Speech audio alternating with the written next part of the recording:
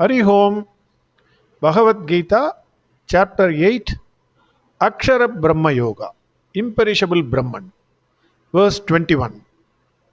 In the last verse, Bhagwan Krishna said, beyond the unmanifest, there is another unmanifest which is eternal. Even when all beings perish, that alone will exist. We have seen the example of mango seed. Mango seed, in its form, it is unmanifest. But what is behind that mango seed? That unmanifest. That is the greatest one. That is the eternal one, the life. Now, verse 21. Avyaktoksara ityuktaha tamagu paramam gadim yam prapya na nivartante taddama paramam mama. Now, Bhagavan is saying, Avyakta, the unmanifest. Akshara idi yuktaha, the one that is subject to destruction or change, not immutable. That is, this Akshara, it is not subject to destruction. It is not subject to change. It is the same in the past. It is the same in the present. And it will be the same in the future. Tam mahu paramam gadim. That is, they say, this is the supreme goal to be reached. Yam prapya na nivartante. After having reached, there is no return. Taddama paramam mama. That is my highest abode. That is what Bhagwan Krishna is saying. What is the highest goal one should reach? The question is this.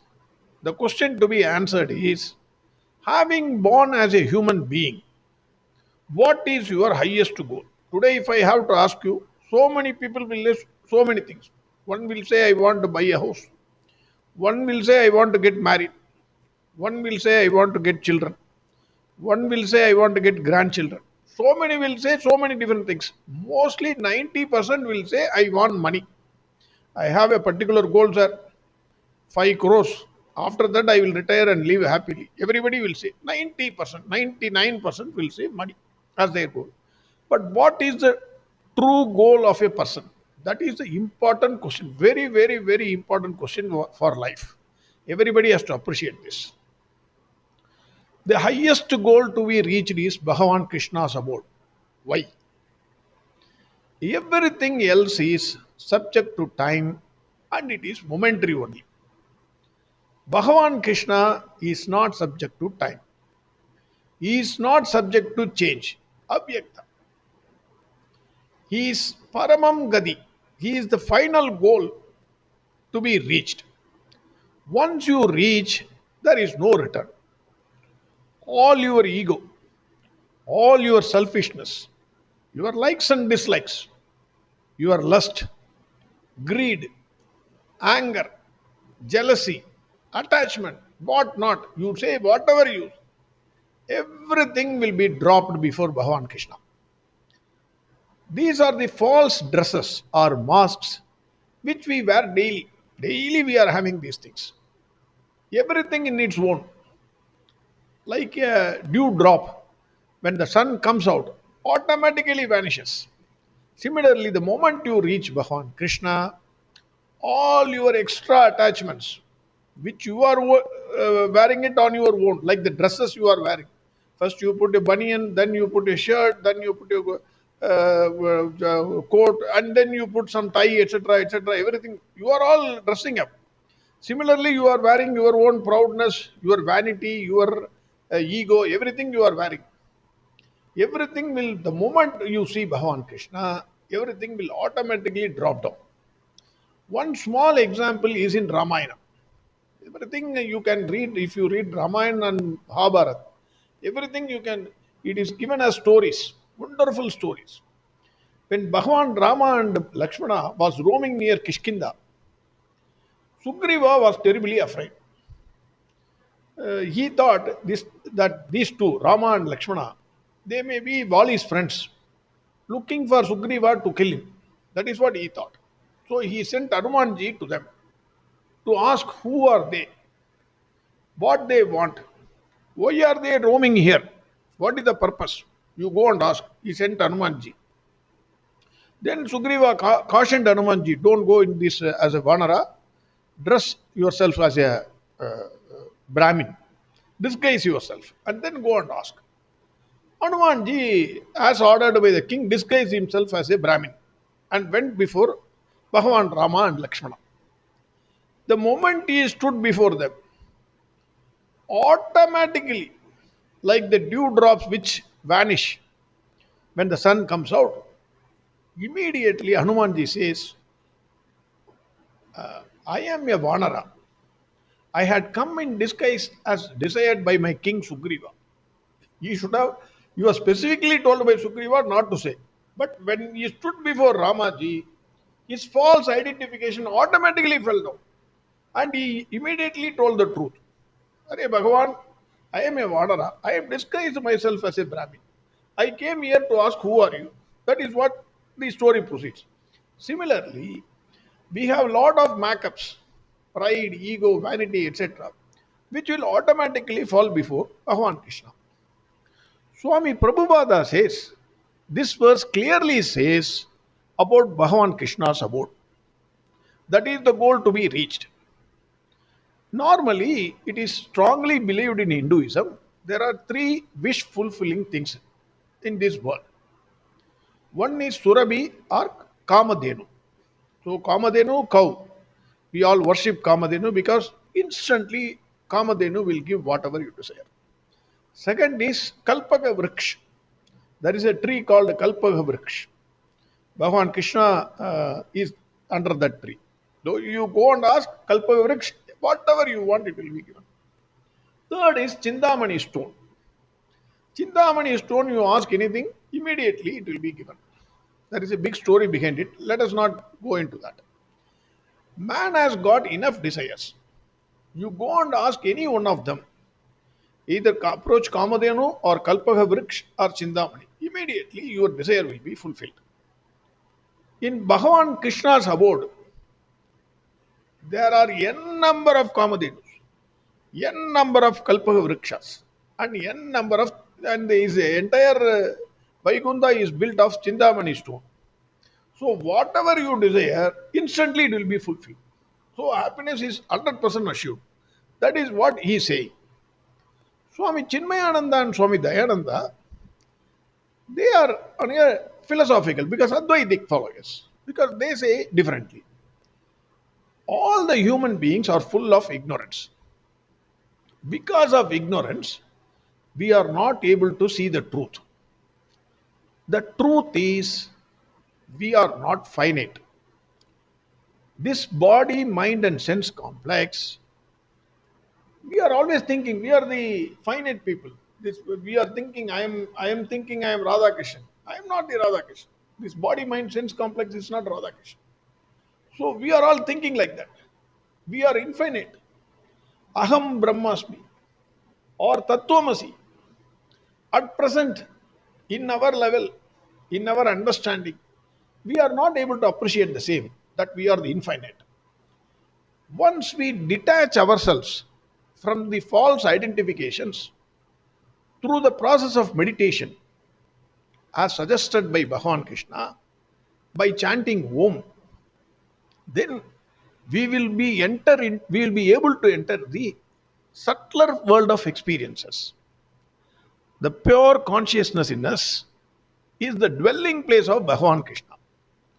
Once you experience the state, that is the pure consciousness, then there is no comeback for you.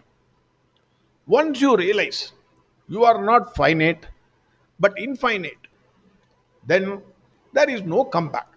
That is, there is no rebirth for you.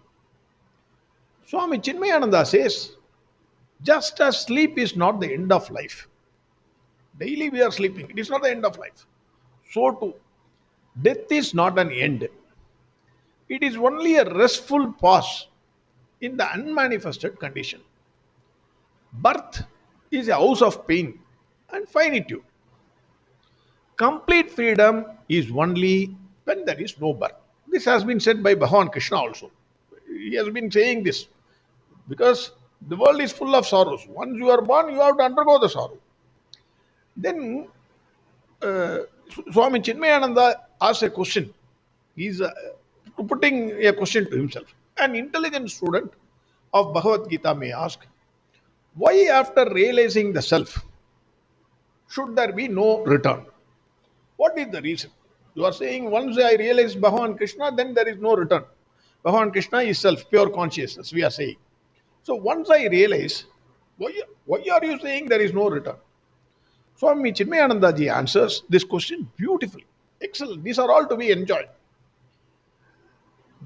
He says, generally, cause hunting is for things that happen and not for things that do not happen. Wonderful. Please note carefully.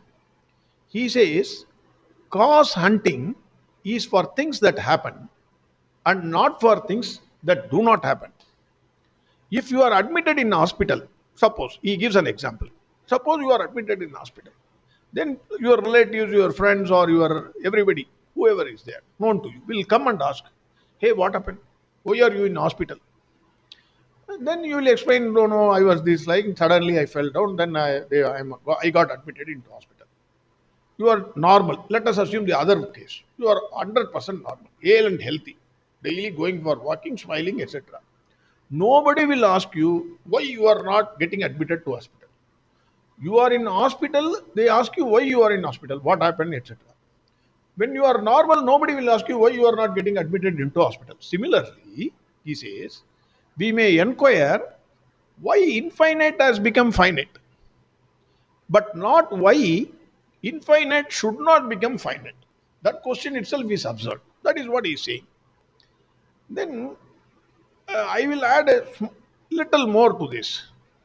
Please be patient. My view is why the supreme goal of man must be reaching the abode of Bhagwan Krishna. All beings, invariably, from insect to human beings, they are all chasing their desires. From morning to evening, man strongly believes that once his desires are fulfilled, he will be a happiest person. The happiness of a man depends on the fulfillment of his desire. We always think, if I, suppose if I were to ask you, why are you sad today? Each one will say a different thing. One will say, sir, I am staying in a rented house. Owner is torturing me. He says, you vacate the house immediately. I am looking for a house, not getting the house. Children are in the nearby schools. How will I vacate? So my target is somehow I have to buy a house, sir. That is my target. Somebody will say, I have wealth, but I have a sugar, BP, n number of disease. I want to get rid of everything. Another will say, everything is there. Son is not married or not intelligent. He is not intelligent enough to take care of my business. N number of complaints. Each one strongly believes once his desire or wish is fulfilled, then he will be happy. But man forgets one thing. The happiness which he gets after fulfillment is short lived, only a momentary thing. For example, once your desire is fulfilled, then immediately another desire will come. Let us take the example of son not married. He gets married, immediately you are happy. Then after 2 years, if somebody meets you, then you will say, no, no, sir, he got married, but I am not having grandchildren. Okay, Bhagwan Krishna gives you grandchildren. That is maybe granddaughter. Then you will say, sir, granddaughter is there, but I need one grandson. Then the happiness may also turn to be a host sad situation. Happily married, marriage occasion with great posh manner you are celebrating. After 2 years, they fight and they apply for divorce. Then that same situation has become sad. So naturally, whatever happiness we are getting in this world, they are all either momentary or it also contains some sadness inside it. Whatever pleasures we are taking inside this world. But another important point to be noted is whatever small happiness we are getting, Who is the source of that happiness? If you trace the source of all the happiness, whatever it is, the source is Bhagwan Krishna.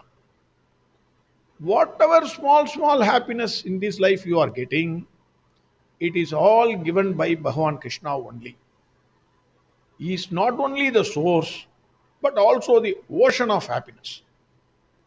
The more you take, the more happiness he gives. That means once you reach him, then there is no search for any further happiness. Because he is the ocean of happiness. He is the source. He is the ocean. Like an ant, after reaching a sugar go down, it need not have to search for a sugar crystal again somewhere. It's sitting in the sugar go down. It has to just take the sugar and eat it. That's it. But you may ask, why after reaching Bhagavan Krishna, you will not have any sadness? Sir, because in this world, whatever is happening, that there also it should be happening. You may have sadness. Yes, after reaching Bhagavan Krishna also, you may have sadness. You will be surprised by this answer. But on only one reason. If your ego again comes back, then Krishna will instantly disappear. The moment the ego comes back, Krishna will disappear. The same person will suffer extreme sadness because he is removed from extreme happiness. Like Gopikastris. Gopikastris, they were not able to be away from Krishna even for a second. They were enjoying extreme happiness.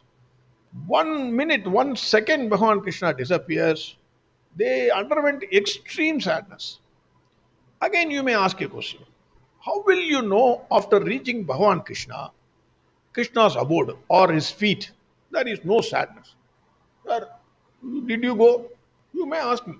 How will you know, Bhagavan, if I reach Bhagavan Krishna, there is only happiness? How will you know? You have not gone there. Why you did not go there? You may ask those questions. I have not gone there. I accept. Honestly, I have not gone there.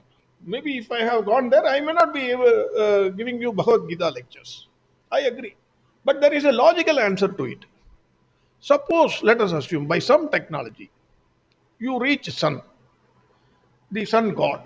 Every morning is coming out. Some technology, they are all trying it. They are reaching moon, they are reaching some other planet. One day, suppose if they reach sun, then will you find even a small spot where there is darkness in that sun? The sun is full of light. There cannot be any darkness. Similarly, applying the same logic, once you reach sun, there is no darkness. Once you reach Bhagavan Krishna's feet, there cannot be any sadness. It will be full of happiness only.